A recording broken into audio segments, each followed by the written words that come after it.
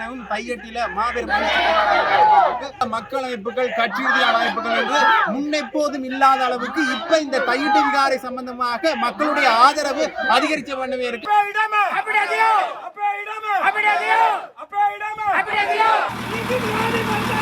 அப்பாவை நான் தொலைத்தேன், காணாமலாக்கப்பட்டதில் நான் நினைக்கிறேன் முதலாவது லிஸ்ட்டில் இருக்க வேண்டியால் எங்களுடைய அப்பாண்ட பேர். அரச வாகனத்தில் இருந்தவரை மறித்து அனுராதபுரத்தில் மிகுந்தலையில் வைத்து கொடுத்தியதாக சொன்னார். அந்த ஜனாதிபதி செயலகத்தில் இருந்து வந்த கடிதத்தை எங்களுக்கு காட்டினார்கள். இங்கே வந்திருக்கிறவங்களுக்கு காணி அளந்து விட போகிறோம். அவர்கள் எங்களை பிரதேச செயலரை வெளியேற்றினார்கள். வெளியில் போட்டு பிரதேச செயலர் கையறு நிலையில் வந்து எங்களுக்கு முன்னாடி நின்றார். அழுகுறது அவர் ஒரு லேடி ஒரு ஆள். மக்களுக்கு மாட்டு காணி வேண்டாம், உங்களை சொந்த காணி தான் உங்களுக்கு வேண்ட காசும் வேண்டாம், காணியும் வேண்டாம். ஏற்கனவே கொலை செய்யப்பட்டவர்கள் இந்த இடங்களில் புதைக்கப்பட்டதாகவும் ஒரு செய்தி அடிபட்டு கொண்டிருக்கு. இன்றைக்கு எல்லாரும் பாலச்சந்திரனை சேர்த்ததோ கூடி அனுதாபம் தெரிவிக்கிறீர்கள். இது நாள் வரையிலே அனுதாபம் தெரிவிக்கிறீங்களா? அந்த கிறிஸ்தவ தேவாலயத்தில் நடந்ததுக்கு அனுதாபம் தெரிவிக்கிறீங்களா? உங்களுக்கு என்னென்றால் ஏதோ ஒரு பின்புலத்தை எதிர்பார்த்து கொண்டு தான் இருக்கிறீர்கள்.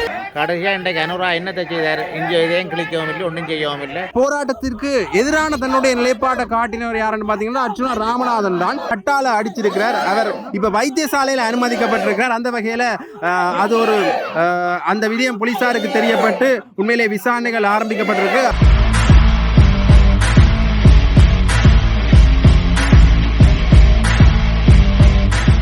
ஜெஃப்னாபடியின் சொந்தங்களுக்கு வணக்கம். நாங்கள் நேற்றைய காணொலியை சொல்லியிருப்போம். நேற்றைய தினமும் இன்றைய தினமும் தையட்டில மாபெரும் அதாவது சட்டவிரோதமாக அமைக்கப்பட்ட தையட்டி விகாரையை அகற்ற கோரி பொதுமக்கள் இந்த போராட்டத்தில் இறங்கியிருக்கிறோம். உண்மையிலே இந்த போராட்டம் இன்றளவிலையும் பெருமெடுப்புடன் நடந்தவர்களுக்கு பெருமெடுப்பான மக்களும் இங்கே பங்கு பெற்றிருக்கிறோம். பல மக்கள் அமைப்புகள் கட்சி ரீதியான அமைப்புகள் என்று முன்னெப்போதும் இல்லாத அளவுக்கு இப்ப இந்த தையட்டி விகாரை சம்பந்தமாக மக்களுடைய ஆதரவு அதிகரிச்ச பண்ணவே இருக்கு. நான் இப்ப இந்த களச்சூழல் தான் நிற்கிறேன். தொடர்ந்து பார்க்கலாம் இங்க என்ன மாதிரியான அளவில் இந்த போராட்டம் முன்னெடுக்கப்படுகின்றது என்பது. नीति विरोधी पंचले नीति विरोधी पंचले अपे इडमे अपे दियो अपे इडमे अपे दियो अपे इडमे अपे दियो वन्ना सर इंदमन रंगाली संदमन इंदमन रंगाली संदमन इंदमन रंगाली संदमन आमरे सते आमरे सते आमरे सते आमरे नाया आमरे नाया अपे इडमे अपे दियो अपे दियो अपने दियो विरोधी पंचले बहाई मत करो विरोधी पंचले बहाई मत करो विरोधी पंचले बहाई मत करो विरोधी पंचले बहाई मत करो आदिवासी बोले अपने बा आदिवासी बोले अपने बा आदिवासी बोले अपने बा आदिवासी बोले अपने बा आदिवासी बोले अपने बा आदिवासी बोले अपने बा समाधि बोले अपने बा समाधि बोले अपने बा समाधि बोले अपने बा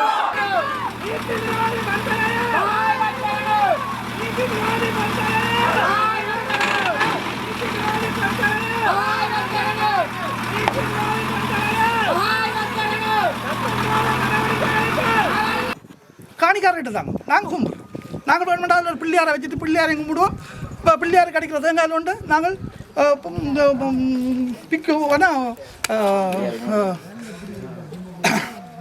புத்தருக்க மாட்டிக்கிறோம். என்னடா இது உணர்ச்சி வசப்பட்ட பிரச்சனை, நிறைய பிரச்சனை நான் சொல்லணும். கதைச்சா நான் என்னை மீறி என்ற கொன்றோலை இழந்து விடுவேன் என்றால் நான் கதைக்கவில்லை. முக்கியமாக 85ஆம் ஆண்டு என்னுடைய அப்பாவை நான் தொலைத்தேன், காணாமலாக்கப்பட்டதில் நான் நினைக்கிறேன் முதலாவது லிஸ்ட்டில் இருக்க வேண்டியால் எங்களுடைய அப்பாண்ட பேர். 85ஆம் ஆண்டு அரச தொழிலுக்காக கொழும்பு சென்று வந்தபோது அரச வாகனத்தில் இருந்தவரை மறித்து அனுராதபுரத்தில் மிகுந்தலையில் வைத்து கொடுத்தியதாக சொன்னார். எங்களுக்கு பொடி கிடைக்கல, காணாமல் போயிட்டார். எங்களுக்கு என்னோட பயமுடாது. நான் எனது அப்பாவை இழந்து இப்பொழுது எங்களுக்கு காணி இழந்திருக்கிறோம். அப்போ அந்த நேரம் நாங்கள் காணாமல் போன ஆளுக்கு நாங்கள் டெத் சர்டிஃபிகேட் வாங்கினோம். அது நாங்கள் செய்த பிள்ளை. இப்பொழுது ஆயிரக்கணக்கானவர்கள் காணாமல் போயிருக்காங்க. நாங்கள் அந்த நேரம் டெத் சர்டிஃபிகேட் வேண்டாம், எனக்கு எங்கள் அப்பா தான் வேணும் என்று நின்றுக்கோம். ஆனால் காணாமல் போன எங்கள் அப்பாவுக்கு நாங்கள் டெத் சர்டிஃபிகேட் வாங்க. இப்பொழுது எங்களோட சொந்த காணி முன்னுக்கு இருக்கு, எங்களோட கண்ணு முன்னுக்கு இருக்கு காணி. ஆனால் இல்லை, உங்களுக்கு தரையில்லாத அது கட்டியாச்சு, விகார கட்டியாச்சு தரையில்லாது. இது எந்த தெரியாது. கருத்து சொல்றார்கள் சற்று தயவு செய்து இந்த கருத்து சொல்றார்கள் கொஞ்சம் யோசிச்சு கருத்து சொல்லுங்க. பீகாரை கட்டப்பட்ட காணி தனியாட்ட காணி, அது முக்கியம். இது உண்மையில நான் சொல்லுவேன், இந்த எட்டுப்பரப்பு காணிக்காக நாங்கள் போராடவில்லை. இதுவரை விடுவிக்கப்படாமல் இருக்கிற ஆயிரக்கணக்கான ஏக்கர் காணிகள் எங்கள் கையை விட்டு போக போகின்றது என்பதை தயவு செய்து மனதில் நிறுத்திக் கொள்ளுங்கள். நன்றி. நீங்க விஜயானந்தவதியை சந்திக்கவில்லை என்று சொல்லி ஒரு கருத்து வர அது உண்மையாக இப்போ முதல் முறை கேட்டால் நான் சரியான மறுமொழி சொல்றேன். என்றால் உங்களுக்கு சொல்லுகிறேன், விகாராதிபதி தயவு செய்து பொய் சொல்லக்கூடாது, திருடக்கூடாது, திருடக்கூடாது, கொலை செய்யக்கூடாது. இப்படி ஒரு விகாராதிபதிக்கு ஒரு துறவிக்கு இருக்க வேண்டிய குணாம்சங்கள்னு சொல்லி கௌதம புத்தர் அவர்களால் வரையறுக்கப்பட்ட சில விதிகள் இருக்கு. புத்தட்ட சமயத்தை பின்பற்ற அந்த பிக்கு சொல்றது 100% பொய். நான் நேரடியாக சேவையரோட போய் அடக்க போயிருக்கிறேன், விடவில்லை. இந்த நீங்கள் உறுதிப்படுத்தினால் எல்லாம் இதே பிரதேச செயலர் எங்களுக்கு காணி விடுறோம்னு சொல்லி நான் முதலில் சொல்லியிருந்தேன். ரணில் விக்ரமசிங்க காலத்தில் ஜனாதிபதி செயலகத்திலிருந்து ஒரு ஓர்டர் வந்திருக்கு, விட சொல்லி வாங்கோ நாங்கள் உங்களுக்கு காணி தரப்போறோம்னு சொல்லி சர்வே டிபார்ட்மெண்ட்டும் வந்தது. பிரதேச செயலர் வந்தார், அவர்களது ஊழியர்கள் வந்தார்கள். அந்த ஜனாதிபதி செயலகத்திலிருந்து வந்த கடிதத்தை எங்களுக்கு காட்டினார்கள், இங்கே வந்திருக்கிறவங்களுக்கு காணி அளந்து விட போகிறோம். ஆனால் பிக்குவும் அவரோட சேர்ந்து 2 இராணுவ தளபதிகளும் பின்னால் இருந்த பிரதேச அருகில் இருக்கிற முகாம்கள் என்ற பொறுப்பதிகாரிகள் அவர்கள் எங்களை பிரதேச செயலரை வெளியேற்றினார்கள். வெளியில் போச்சு பிரதேச செயலர் கையறு நிலையில் வந்து எங்களுக்கு முன்னால் நின்றார். அழுகுறது அவர் ஒரு லேடி, ஒரு பெண் உத்தியோகத்தர், அவரால் ஒன்றுமே செய்ய முடியாது. அவர் அந்த ஜனாதிபதி செயலத்தில் இந்த கடிதத்தை நாங்கள் கட்டோம், எங்களுக்கு ஏன் கூப்பிட்டீங்க, இப்படி தாண்டங்களே எங்கள் கூப்பிட்டேங்க. தயவு செய்து என்னை மன்னித்துக் கொள்ளுங்கள், ஜனாதிபதி செயலத்திலிருந்து எனக்கு கிடைத்த அறிவுறுத்தல் காமியை தான் நாங்கள் கூப்பிட்டேன். அந்த லெட்டர் எங்களுக்கு வாசித்து காட்டினார். வாசித்து காட்டும்போது என் நண்பர் கேட்டார், மிஸ் மன்னிக்க வேணும், நீங்கள் இப்படி சொல்கிறீங்க, நாங்கள் இதை வீடியோ எடுக்கட்டுமா, எங்களுக்கு ஒரு எவிடன்ஸ் தேவைன்ற. அப்படின்னா நான் இதை வாசிக்கலைன்னு சொல்லி அதை தூக்கி அப்படியே ஃபைலில் வச்சேன். ஏனென்றால் என்னுடைய தொழிலை இழக்க நான் விரும்பவில்லை. தயவு செய்து நான் உங்களை கூப்பிட்டு விட்டேன், என்னை மன்னித்துக் கொள்ளுங்கள். ஜனாதிபதி செயலத்திலிருந்து வந்த கட்டளை இயக்கர்கள் மதிக்கவில்லை. அப்போ பிக் இப்போ சொன்னது சரியா? அவர் முழுப்போய், அவர் சொன்னது முழுப்போய்.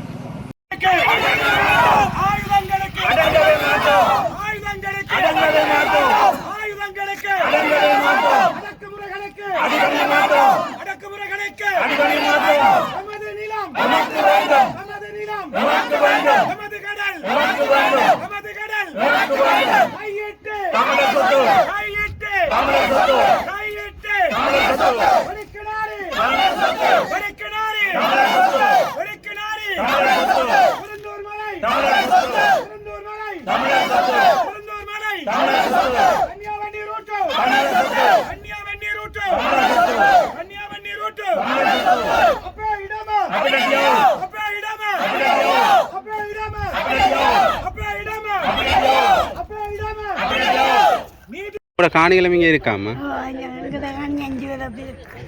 நீங்கள் எவ்வளோ நீங்கள் பூர்வீகமே இங்கே தையட்டி தான்?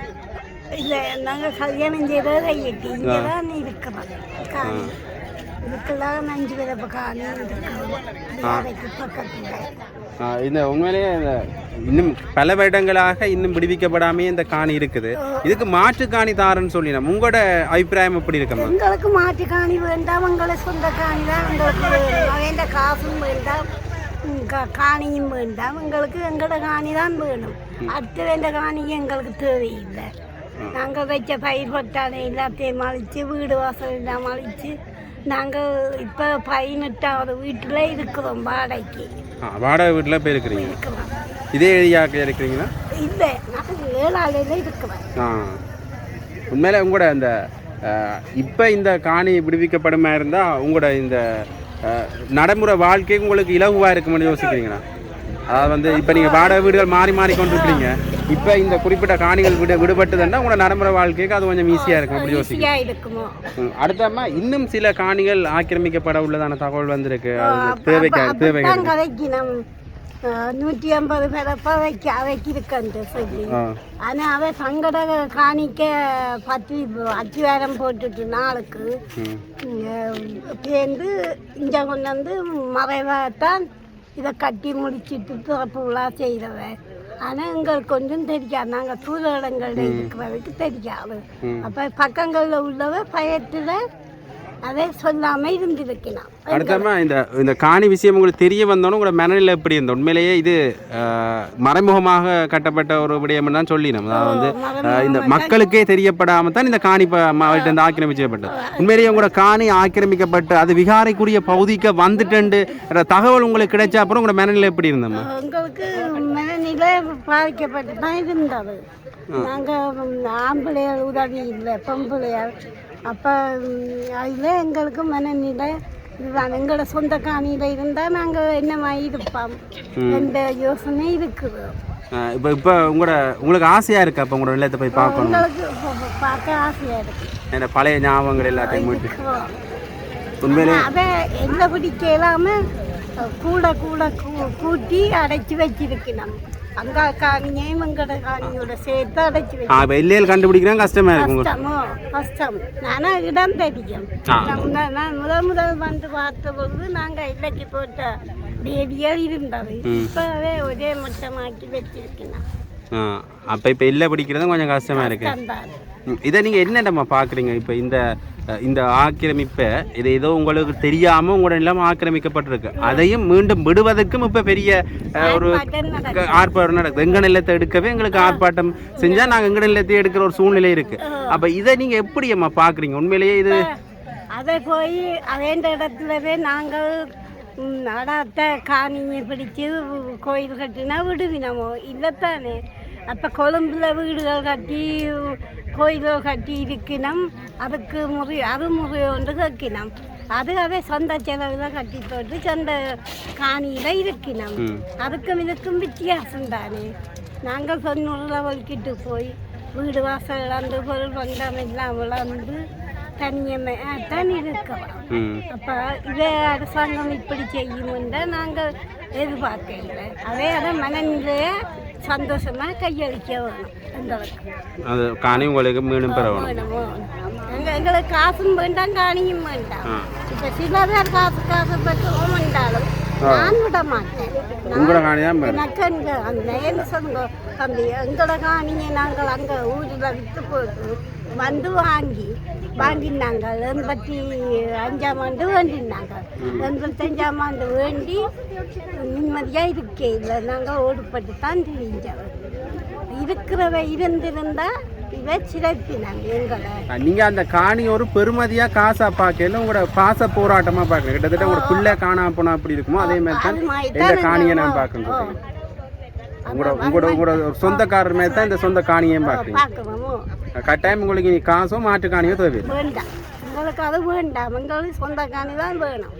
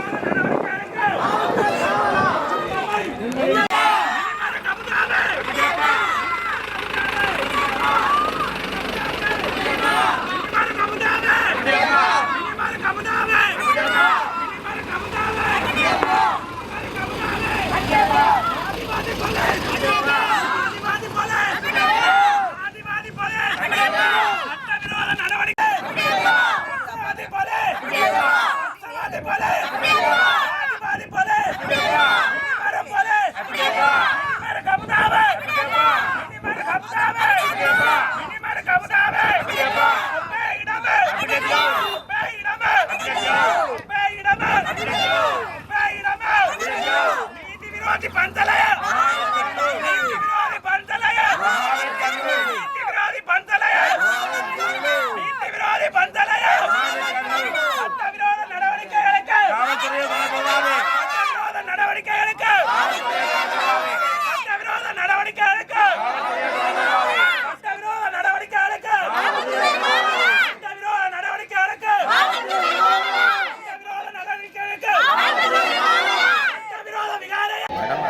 தையிட்டு சம்பந்தமாக சொல்ல போனால் அது ஒரு வரலாற்று பின்னணி உள்ளது.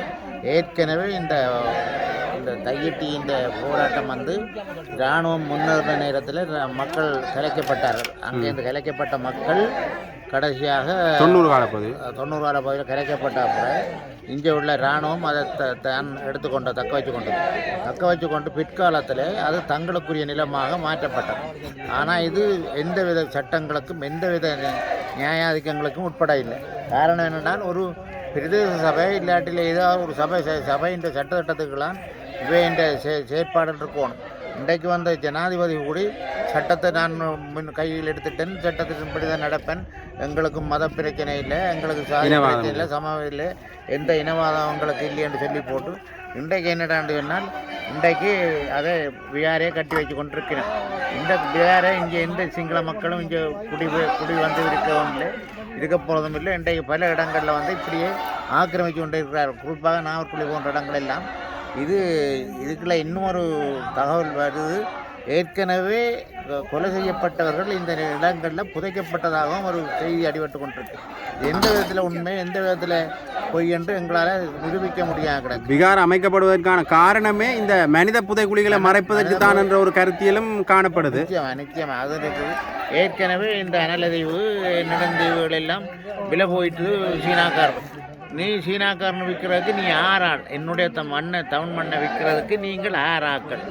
எந்த காக்குழி நிலம் விட்டுக்கூடாத தமிழனுடைய நிலங்களை அடுத்த இன்னொரு நாட்டவனுக்கு விற்கிறதுக்கும் கொள்றதுக்கும் என்ன பிரச்சனை உங்களுக்கு இருக்குது? எங்களுடைய நிலங்களை எப்படி நீங்கள் விற்க முடியும்? உங்களுடைய எந்த அதிகாரத்துக்களை விற்க முடியும்? ஆனால் விற்று போட்டு நீங்கள் எல்லாம் பொக்கையில் காசை போட்டு கொண்டு போய் இன்றைக்கு மில்லியன் கணக்கில் பல கோடிக்கணக்கான ரூபாக்களை அபகரித்து கொண்டிருக்கிறீர்கள். இன்றைக்கு எல்லாரும் பாலச்சந்திரனை சேர்த்தது கூடி அனுதாபம் தெரிவிக்கிறீர்கள். இது நாள் வரையிலே அனுதாபம் தெரிவிச்சினீங்களா? அந்த கிறிஸ்தவத்து வாரியத்தில் நடந்ததுக்கு அனுதாபம் தெரிவிச்சிங்களா? இன்று வரைக்கும் இல்லை. அது என்னென்று பாலச்சந்திரனுக்கு மட்டும் நீங்கள் அனுதாபம் தெரிவிக்கிறீர்கள் என்று பார்த்தால் உங்களுக்கு என்னென்றால் ஏதோ ஒரு பின்புலத்தை எதிர்பார்த்து கொண்டு தான் இருக்கிறீர்கள். ஆக இதை நாங்கள் ஏற்றுக்கொள்கிற அளவுக்கு தயாராக இல்லை.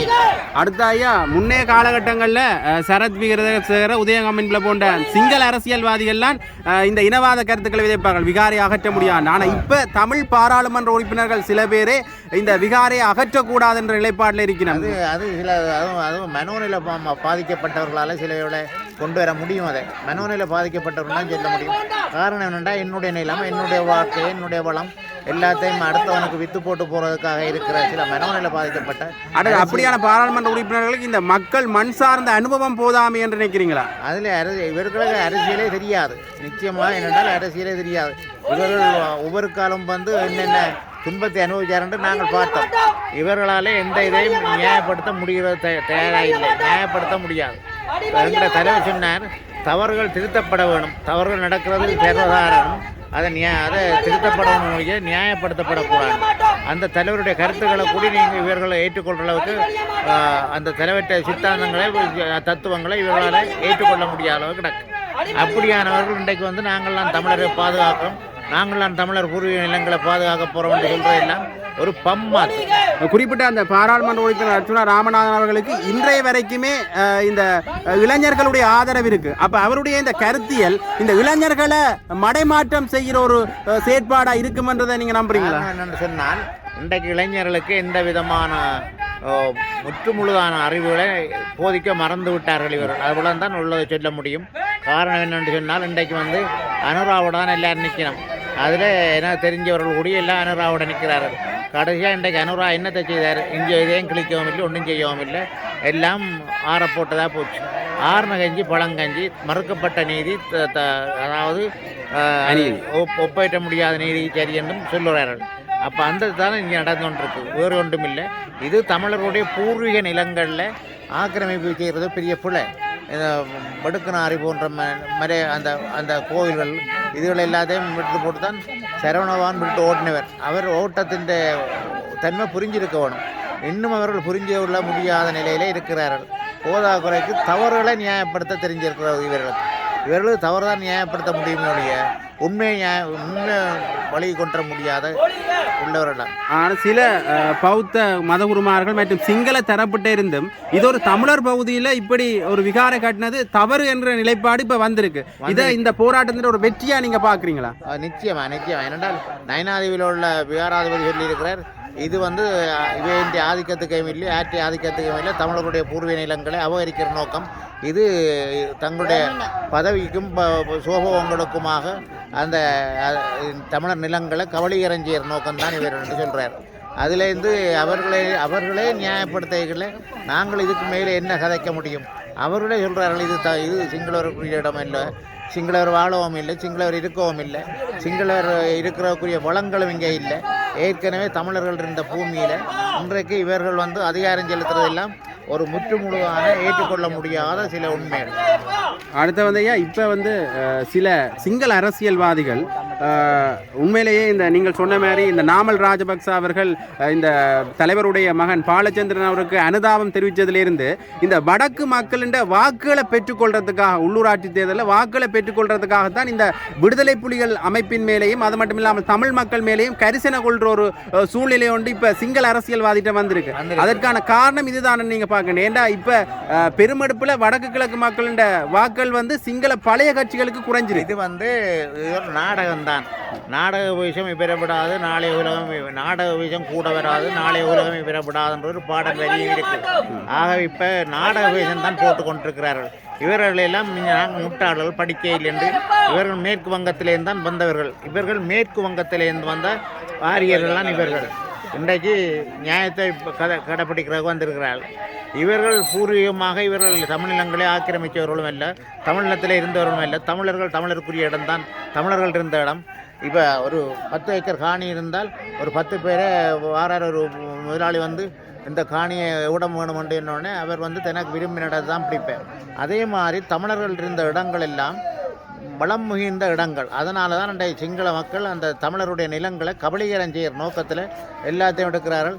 இதை சிலர் விஷயம் புரிஞ்சு கொள்ளாத சில இளைஞர் வட்டங்களும் இளைஞர் கூட்டங்களும் அவர்களுக்காக வாழ்ந்து கொண்டிருக்கிறதா வேதனைக்கும் கவலைக்க முடியாதாக இருக்கு. அடுத்தையா இன்னுமே இந்த இறுதியாக ஒரு கேள்வி என்னென்னா, இன்னுமே இந்த விகாரையில் மடாலயங்கள் அமைக்கிறதுக்கும் ஓய்வு விடுதிகள் அமைக்கிறதுக்கும் இடம் தேவைப்படுது. இன்னும் இதை பெருப்பிக்கிற சூழ்நிலை இருக்குன்ற ஒரு தகவல் ஒன்று வந்திருக்கு. உண்மையில் அது பற்றின உங்களோட கருத்து? ஏற்கனவே இந்த பிடிக்கப்பட்ட இடங்களுக்கு எந்த ஒரு கரிசனையும் இல்லை. அந்த வகையில் இன்னுமே பிடிக்க போயினோம்னு சொல்லி இதை பற்றி இன்னும் பிடிக்க அதாவது தமிழர்களுடைய நிலங்களை ஆக்கிரமிக்கிறதுக்கும் அபகரிக்கிறதுக்குமான சட்டத்திட்டங்களை கொண்டு வரதுக்கும் அதுக்கேற்ற சட்டத்திட்டங்களை உருவாக்குறதுக்கும் தான் இவர்கள் காவலாக இருக்கிறார்களுடைய. எந்த விதத்திலும் இது தமிழர்களுடைய நிலங்களை, தமிழர்கள் பூர்வீகமாக வாழ்ந்த இடங்களை இதை விட்டு நாங்கள் பின்வாங்க வேணும் என்ற அந்த எண்ண பாங்கு அவர்களுடைய யார்ட்டையும் இல்லை. தொடர்ந்து இந்த போராட்டம் நடந்து கொண்டிருக்கிறத நீங்க காணக்கூடிய மாதிரி இருக்கு. உண்மையிலேயே இந்த போராட்டம் இன்னும் நிறைவடையில்லை, இன்னும் தொடர்ந்து நடந்த வண்ணமே இருக்கும். இந்த போராட்டத்துக்கு முன் எப்போதும் இல்லாத அளவுக்கு நான் முதல் சொல்ல மாதிரி நிறைய மக்கள் கூட்டம் வந்திருக்கிறோம்.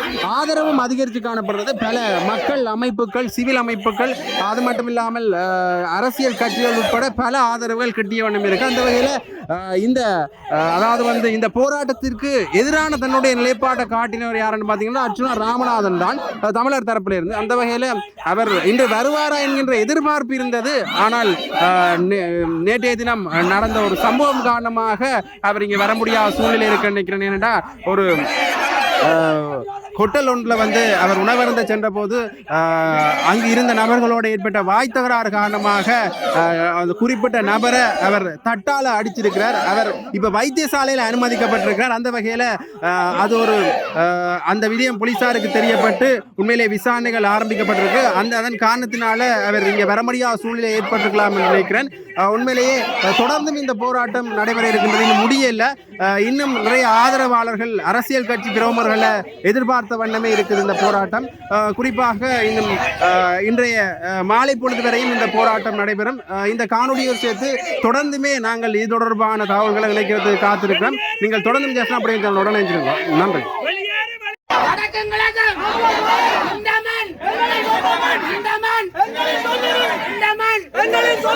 கையெட்டு